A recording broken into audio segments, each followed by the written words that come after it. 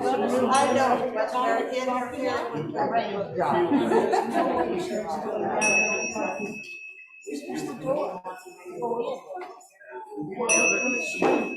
Yeah, she didn't want to go in. She won't walk in the hallway. She just.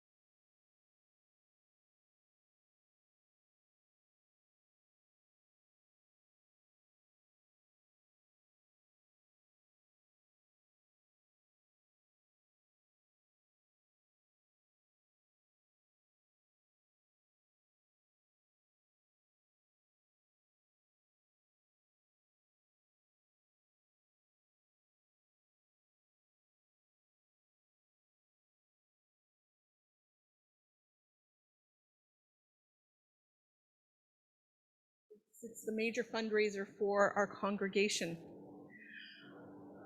I will invite you to quiet all your beeping, buzzing, or even vibrating devices this morning. We've got lots of music to share, and I'm sure that you would want to hear that rather than your ringtone. And with that, we will begin with our prelude.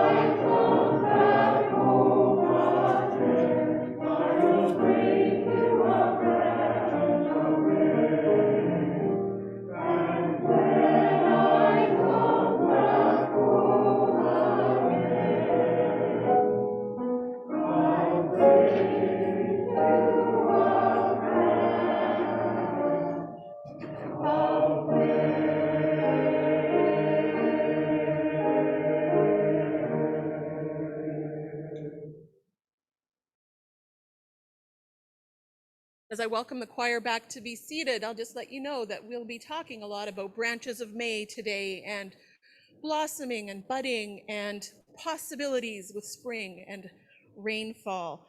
And I will invite Gordon Ritchie to start our service.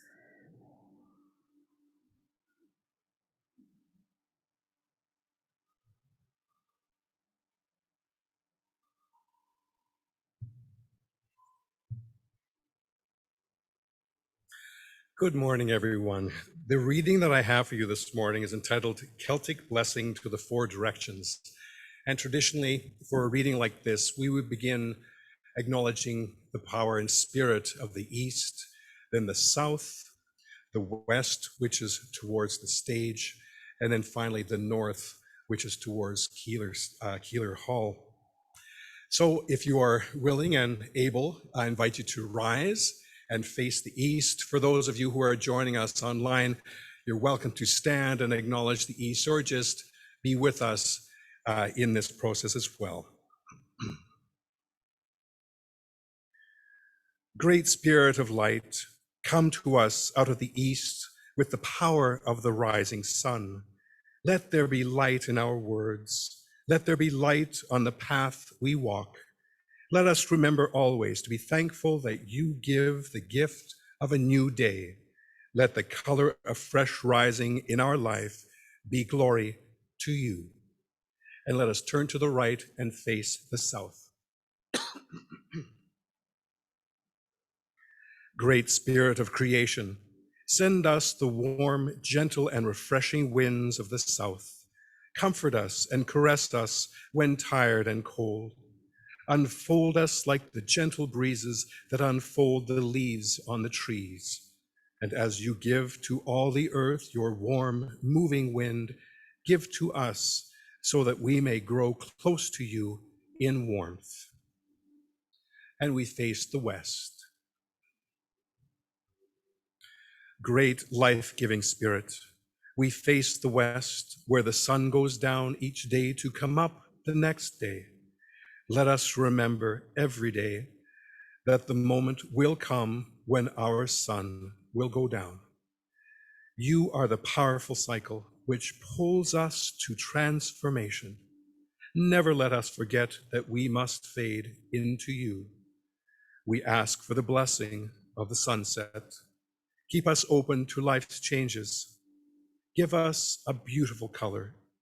Give us a great sky for setting, so that when it is our time to meet you, we come with glory.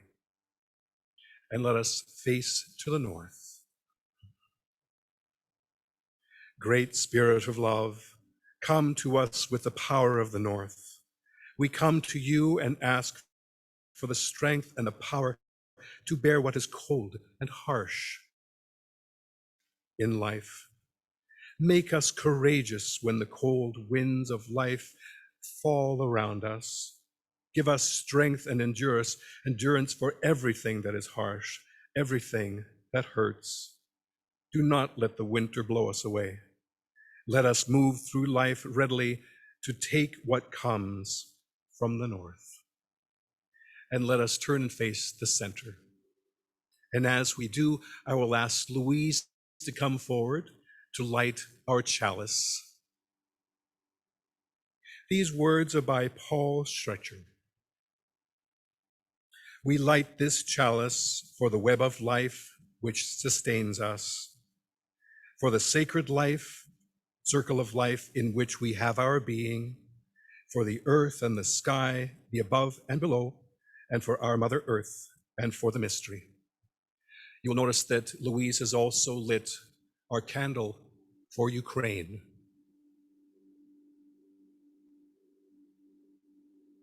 We keep them with us. And Kim is coming forward to light a special candle for us, which she will speak to us about as well.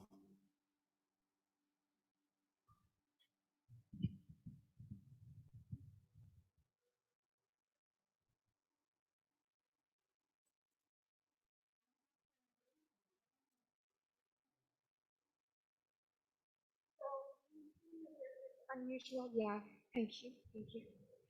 You can see that there's an unusual or a different candle here today. The reason being is that this last Thursday was Yom Shoah, Now, in the Jewish tradition, Yom means day, and Shoah means Holocaust. So this last Thursday was World Remembrance of the Holocaust. Now, I guess I was thinking sort of like a Unitarian, because this is a remembrance of 6 million Jews that perished thanks to Hitler's final solution. But I was thinking, there are millions of other people who have perished, and I was thinking particularly of the 4 million Ukrainian farmers and villages that perished under Stalin's man-made starvation plan. And it really hurt me. I thought to myself, okay, I can't just think of one thing. And I thought then of all the other victims of tyranny and oppression who have perished in this world. And so this remembrance candle became that for me, remembering not only the Holocaust, because I am of Jewish culture. I celebrate the high holidays, but somehow this strikes a chord. So I thought then of all the other victims that we should remember and that we should bring to our hearts. Thank you. Thank you, Kim. And so let us sing. You would have received a paper of our first hymn, Call Us Again. The words will be coming up on the screen. And for those of you who are with us online, your text should be coming up on your computer screen as well. Now, this is the first time that this hymn will be heard during a Sunday morning service. Reverend Audrey Brooks sent me some text a little while ago, and I read it through and I thought, this has to be a hymn. This has to be a hymn for us to sing. And so let us join in singing Call Us Again for the first time here in our sanctuary. Call us again.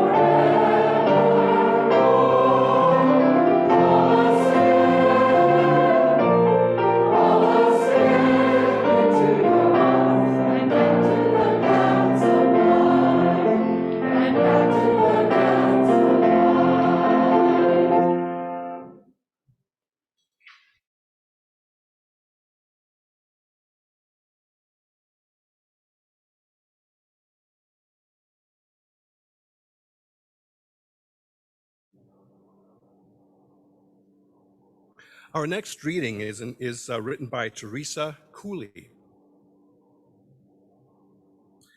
In this time of anticipated spring, let us allow ourselves to extend the anticipation, to value the time of budding before blooming, of seeding before sprouting.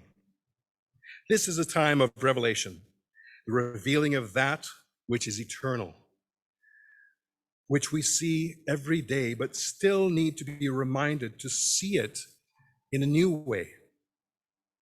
There is also the revelation of that which is new. Every spring, we encounter something never seen before. It is the very newness which embodies hope and potential for the wholeness which is yet to be.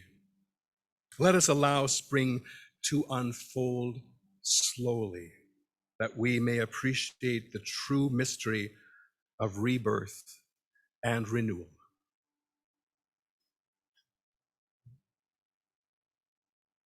I'd like to take a moment to tell you about an amazing organization. Based in Edmonton, Youth Empowerment and Support Services, also referred to as YES, provides immediate and low barrier 24/7 shelter and individualized support for young people aged 15 to 24. I quote from their website.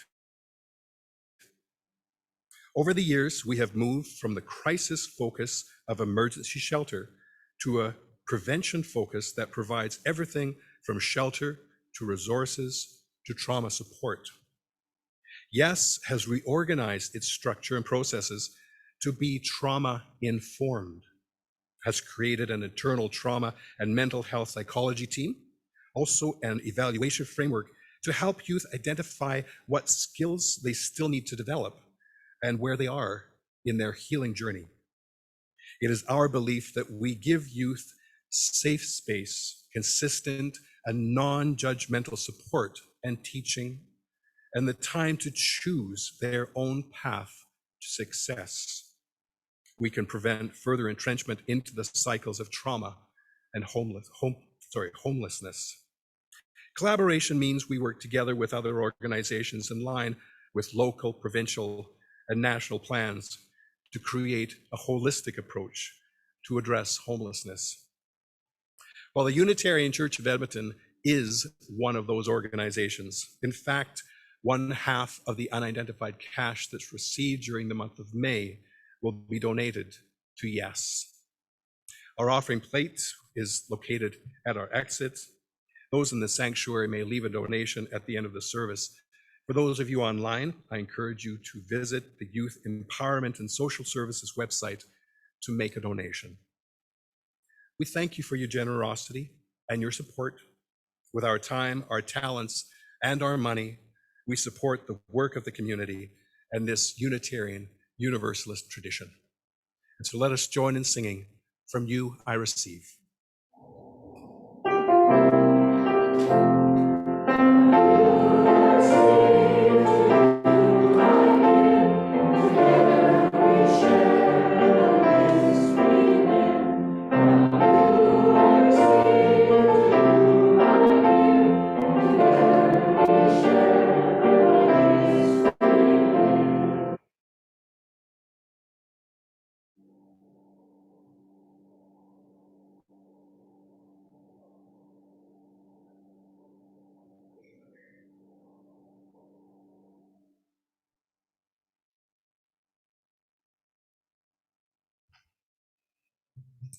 We're doing things in a little bit of a different order today. Normally we have meditation following the message, but this morning I'd like us to all have very clear, open minds by the time we get to the message and what I'm going to ask you to do after that.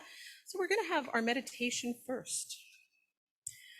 So I would invite you now to a time of meditation. You might wish to adjust your position, or have your feet flat on the ground, feel the connection with the earth, your body resting easily on the back of your chair or the back of your couch if you're at home, or if you want to lay on your floor, lay on your bed. You might have your hands with your palms gently up if that's comfortable for you. Your eyelids can be closed or just have a soft focus. And you're breathing soft and easy. In these next minutes, I ask you to give yourself the gift of time. Time for your spirit to lay down its burden. Time for your thoughts to ease away from each other, creating pockets of silence between the noise of their passing. Time for your body simply to rest. Time to rest, an infant safe in the womb of Mother Earth, listening only to the soothing, regular sounds of her timeless pulse, connecting each of us to all that is. Time to simply be.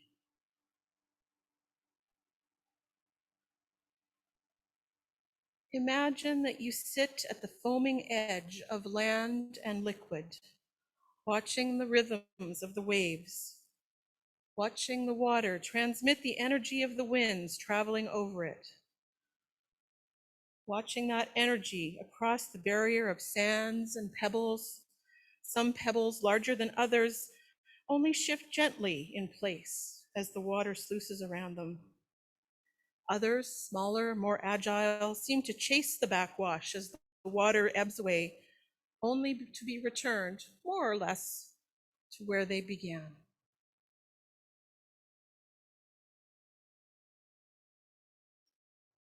Sometimes we are boulders at the water's edge, absorbing the water's energy in stoic strength, standing solid and unmovable, defiant and unyielding as the water churns around us. Sometimes we're rocks, stubborn, slow to be moved, sluggish in our response to the tides pushing and pulling us.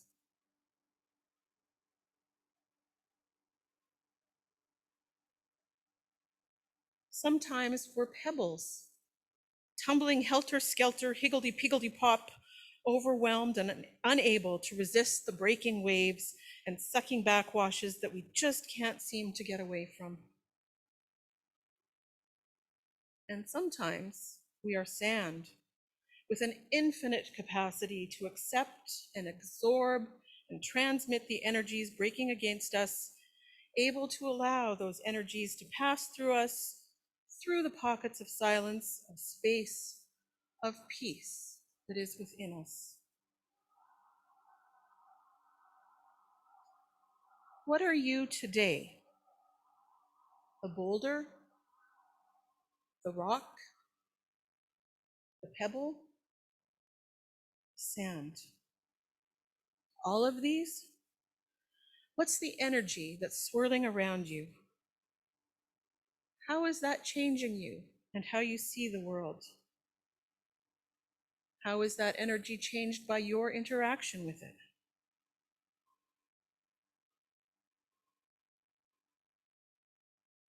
In every breath, in every curving muscle and ligament, in every pulse and rhythm you experience, there is a story of you, of who you were, of who you are now, of who you choose to be, of how you choose to be connected to all that is. A story that is still being written by you. Now take a deep breath.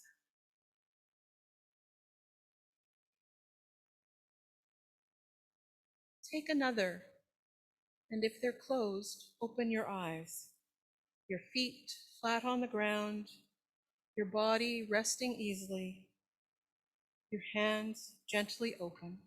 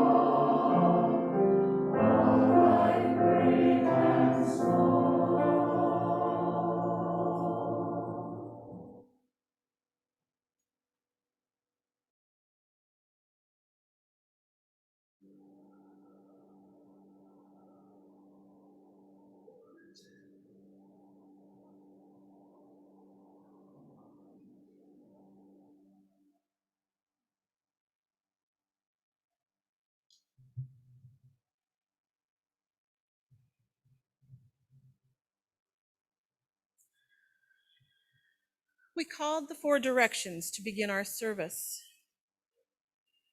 because those who gather in this space come from all directions: the east, the west, the north, the south, the exultant, the despairing, the worried, and the relieved, the straight, the gay, the transgender, and the questioning, the newborn, the crone, the youth, the sage. As we were reminded in our meditation, some of us today are boulders, stoic, solid, unmovable.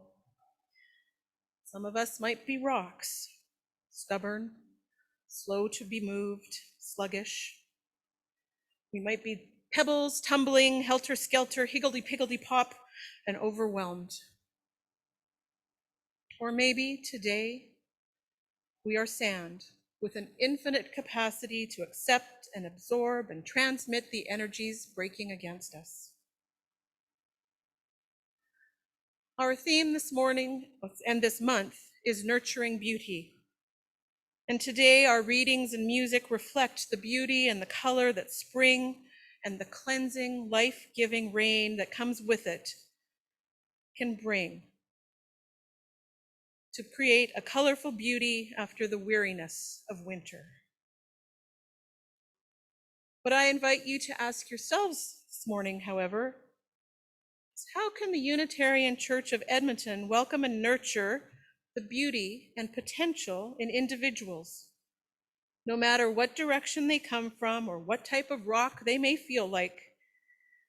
How can UCE nurture the beauty and potential in our world? Well, we've actually already started. Since 1912, the Unitarian Church of Edmonton has nurtured curiosity, intellect, acceptance, justice, and loving, strong relationships.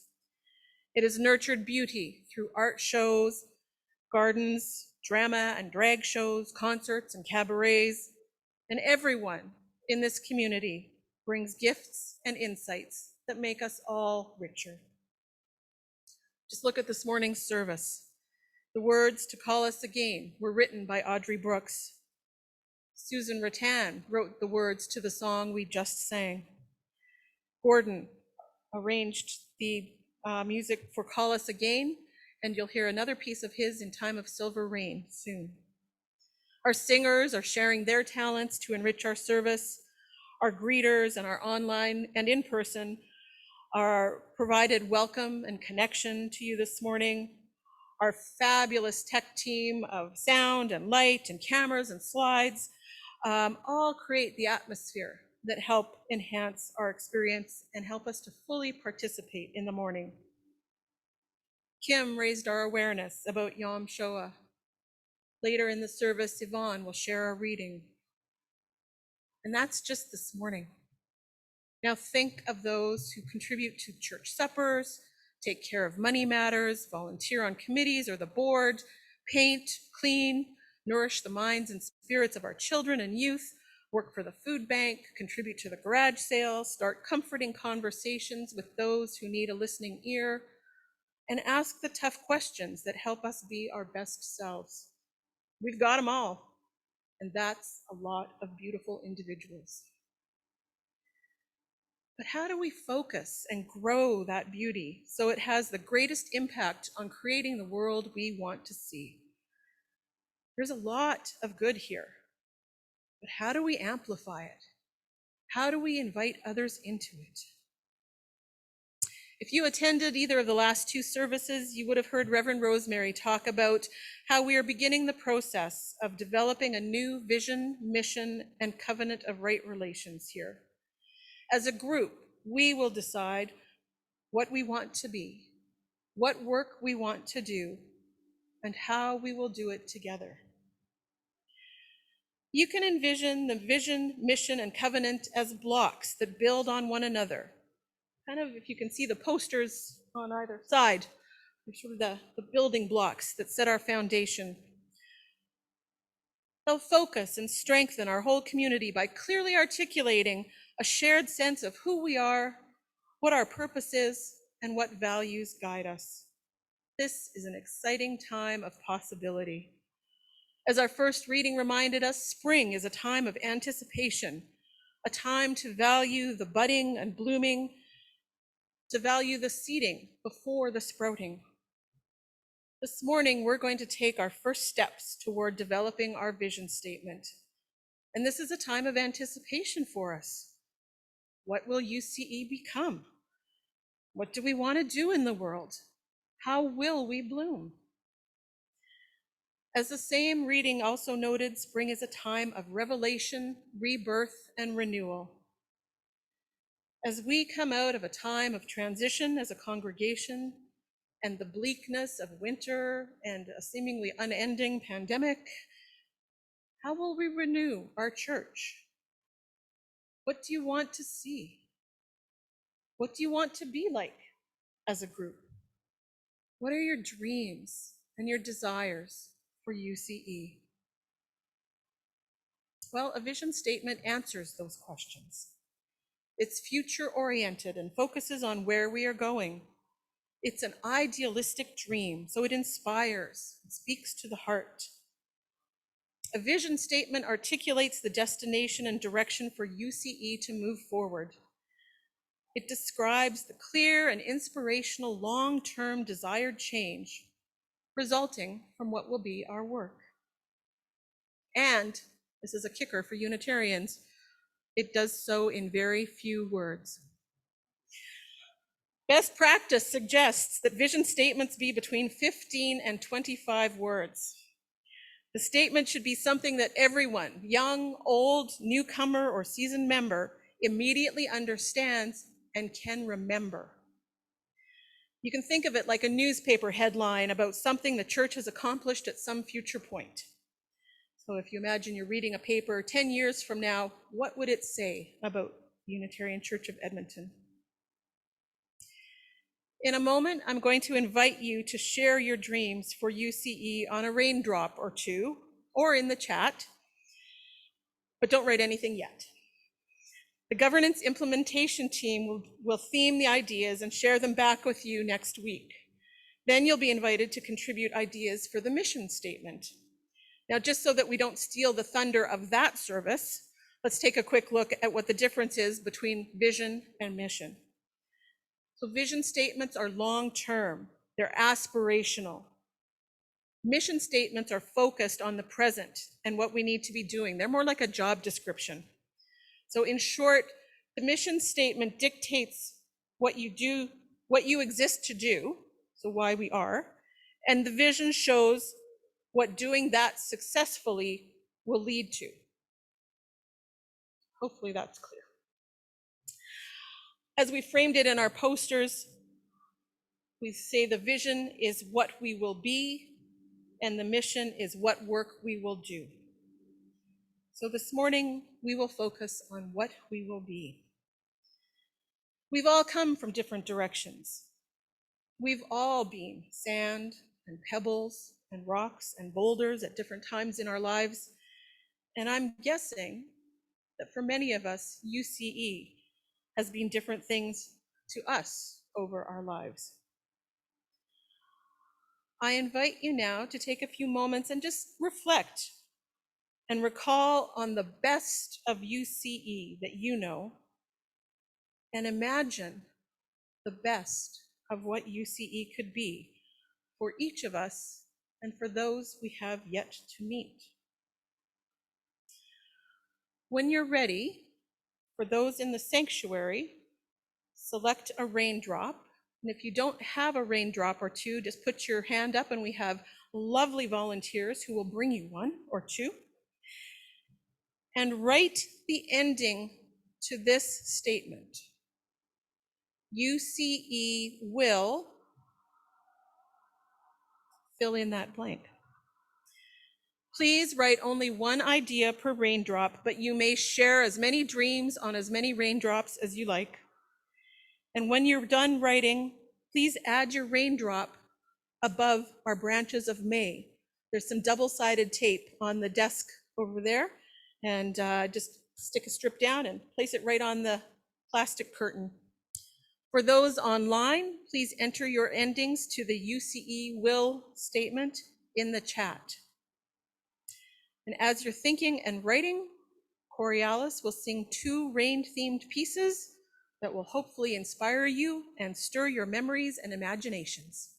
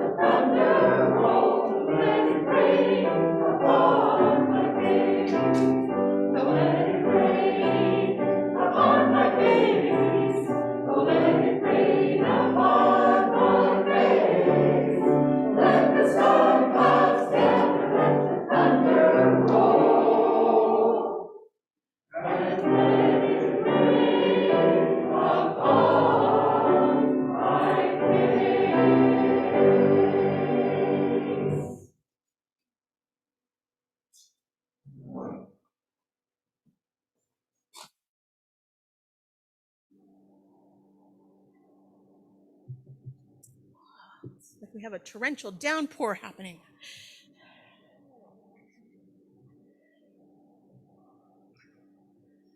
Please feel free, if ideas come to you through the service or after, to keep adding to the wall. It will be there for a while. Choir, I'll ask you to add at the end of the service.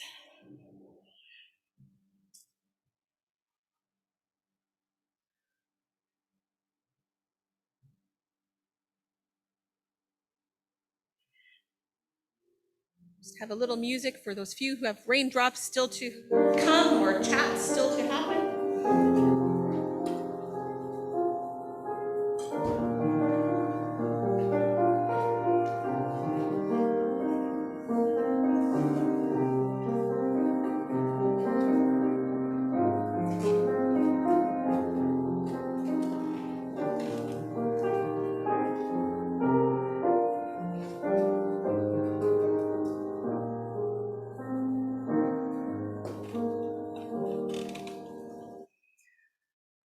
I'm now going to invite you to help in a blessing of the water, because the work that we are doing, determining our future, determining who we will be as a community, really is sacred work. And so this is a responsive blessing, and your line is, the water is sacred. So this water is sacred. It is made sacred by the many hands that have poured it with intention and love, the many stories that each drop contains, the many lives surrounding it in this unique moment, connected by commitment and faith. This water is sacred. May it continue to nurture this community with sustaining hope that we journey together through ripples of growth and change. This water is sacred. May it continue to bless this community with loving reminders of our collective responsibility to one another and the world. This water is sacred. May its ripples be a reminder that the changes and growth within this community bring movement and transformation to the world beyond our doors. This water is sacred. May its purity offer grace to our community and the willingness to forgive ourselves and one another when we make mistakes.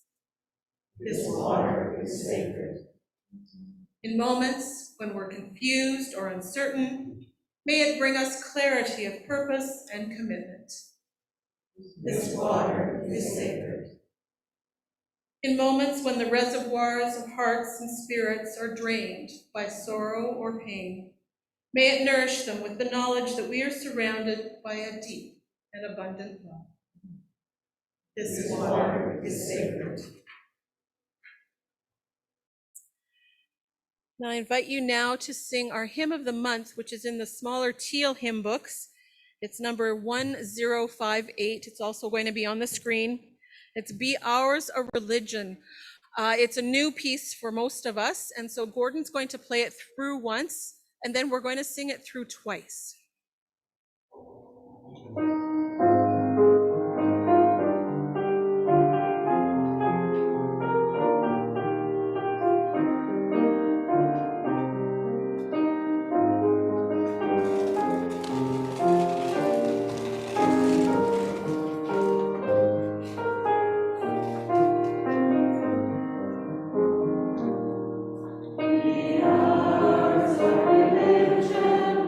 Sunshine goes everywhere.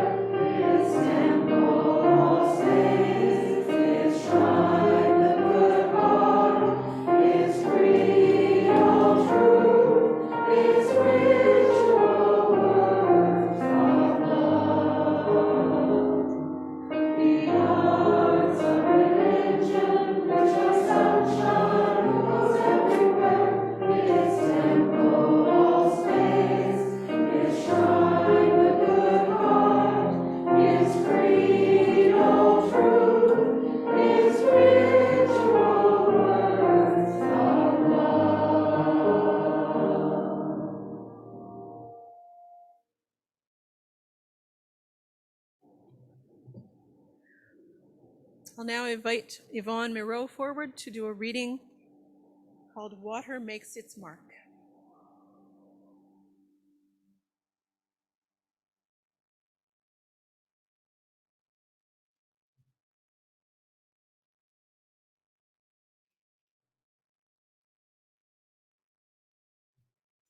Water Makes Its Mark by Matt Alspa. A glass of tea sweats a circle of droplets on an old table. Drying, they pull dirt and stain from the wood.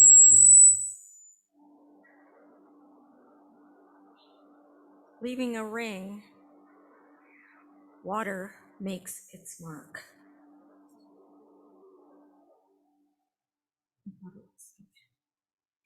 Deep in the earth, in a cave, a drop falls each minute. Where it lands, a great pillar of white rock has grown up. Water makes its mark.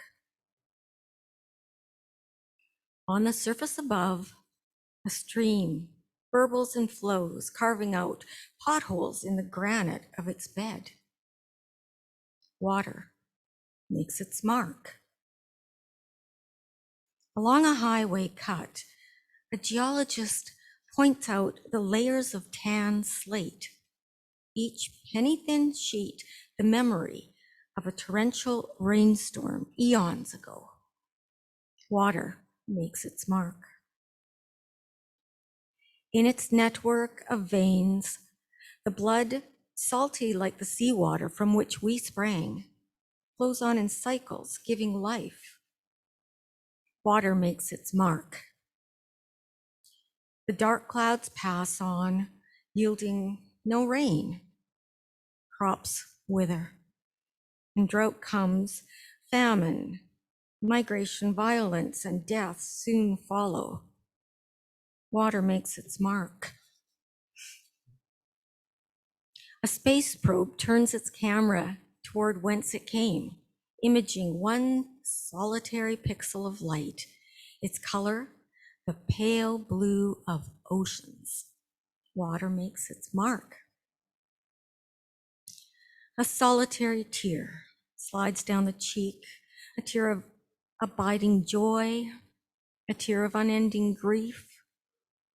We see and share the depth of feeling at its true core. Water makes its mark.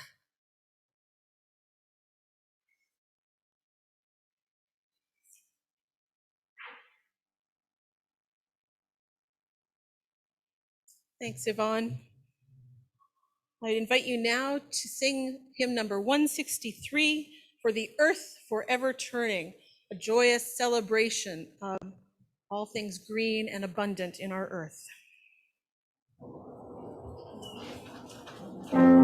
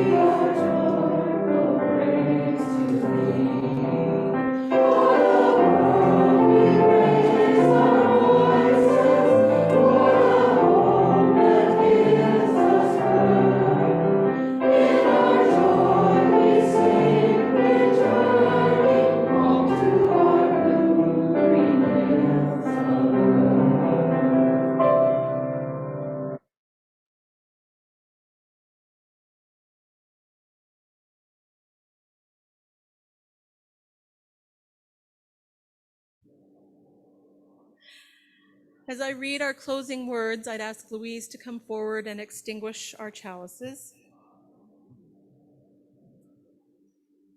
Our words this morning are by Elizabeth Lerner Maclay. As drops of rain that find each other and build to become a track, a rivulet, a stream, a river, a sea, so are we drawn together. So are we fortunate to find each other.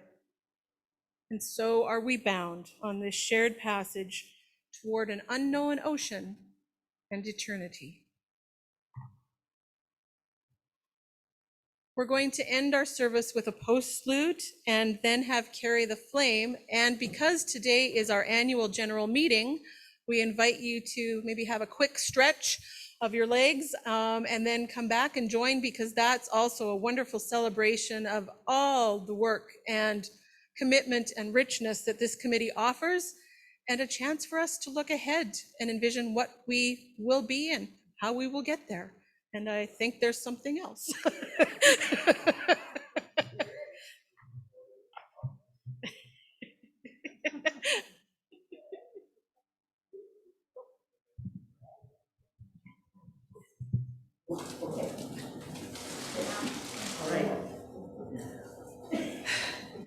We have a special presentation today because we love Karen and Gordon so much. And we all appreciate being able to sing again. Chorealis is so happy to be back again. We missed it dearly. And we love the services that they put on, and we are so appreciative of their talents, their skills, and their love.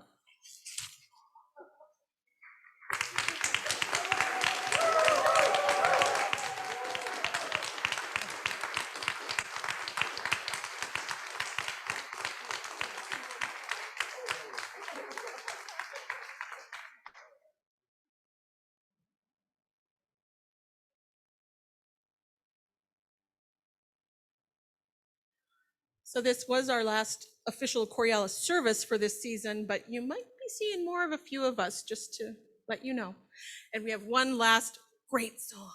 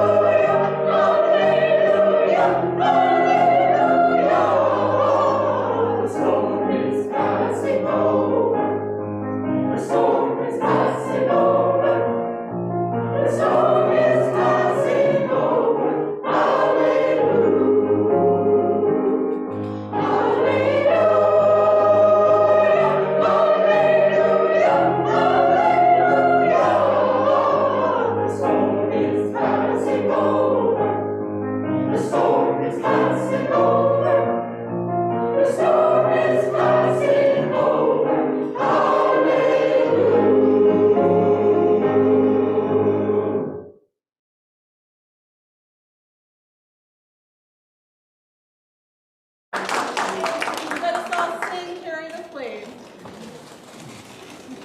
I think because we're in a circle, we can just stay where we are this morning. That might be easier.